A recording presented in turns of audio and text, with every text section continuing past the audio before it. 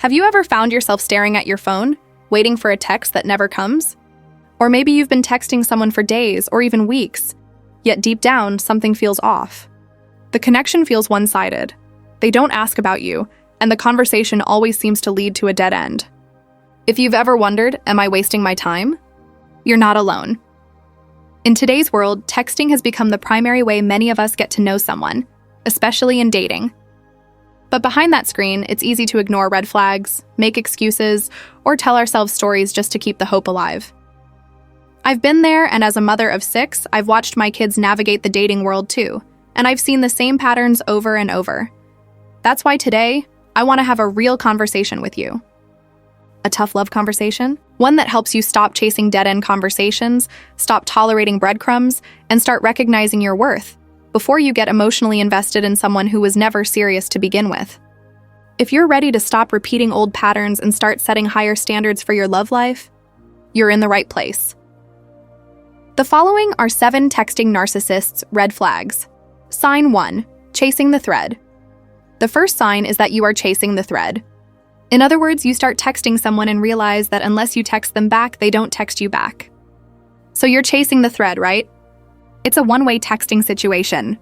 It's not fluid, and you feel like if you didn't text this person back, you'd be wondering, would they even care?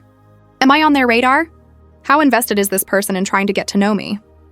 Now, when you're in a relationship with someone, or at least beginning a relationship, and if they're interested, they act like it.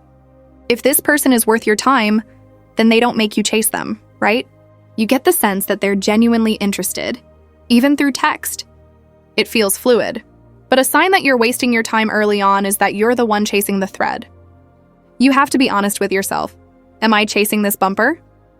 I remember Oprah Winfrey sharing a story one time where, either metaphorically or literally, she talked about how she used to chase after men. So if you're a chaser and you feel like you're chasing the thread, you have to be honest with yourself, dear one. You have to say to yourself, no more. Leave it right where it is. Because as long as you keep giving your energy to this, it's like you're giving your energy to a black hole. And there are people who enjoy being chased. If they're making you chase them in a text, they're going to make you chase after their love. And that's just no bueno. You deserve more. Sign 2. They never answer your texts. You send a text and it takes days for them to answer, or even a full day. If someone was really interested in you, I mean, come on, who doesn't have their phone on them these days? Yes, there are people who aren't glued to their phones, and kudos to them. I believe there is a portion of society for whom phones just aren't that important. One of my daughters, when she's working from home, keeps her phone in the bedroom and doesn't use it during work hours. I think that's great. There are people like that. But generally speaking, when you're in the dating scene, on dating apps, trying to get to know people, you're likely near your phone. So there's really no reason to wait a day, 2, or a week to answer a text. If someone doesn't respond to your messages, either they want you to chase them or they're just not interested.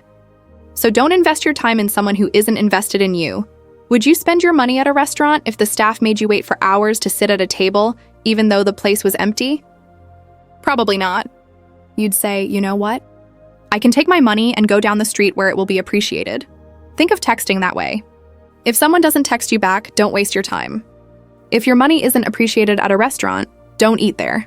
If your time and energy aren't appreciated in a texting situation, walk away.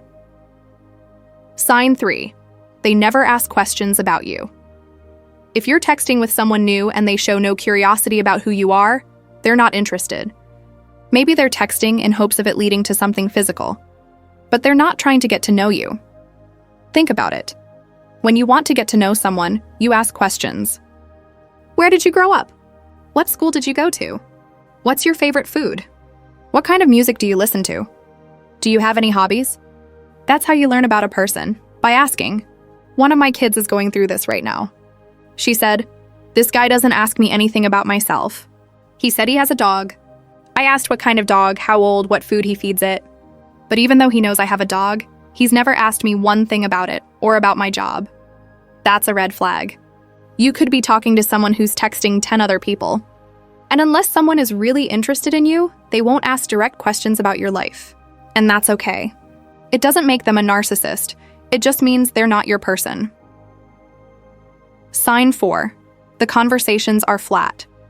So maybe he or she does ask you a question, but the conversation feels lifeless. There's no color, no flavor. It's not fun. There's no joking, no banter. It feels like an interview. The relationship is missing that indescribable something, that little spark, that magical sense of connection you feel when someone is truly interested in you, and when you're interested in them too. You both feel it. It's mutual. But if the conversation feels robotic, like a bot could be answering your texts, that's a bad sign. Sign 5, they don't answer your questions, so you ask them, "What time do you get off work?" Or "What are you doing this weekend?" And they never answer, not even days later. Maybe they respond to the text, but you notice they skip the question. That's weird. One of my daughters went through this too. She said, "I've asked this guy direct questions multiple times. He replies, but he never answers them." Not questions about marriage or commitment, just simple ones. How long he's been single, what his weekend plans are, etc.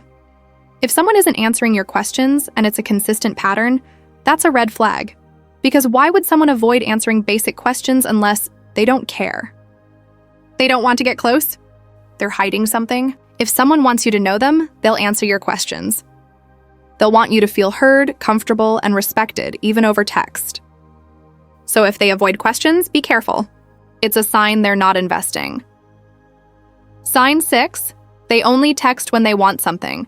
Maybe it's a ride home from the bar, or a ride from the bus station, or maybe it's the good old-fashioned booty call.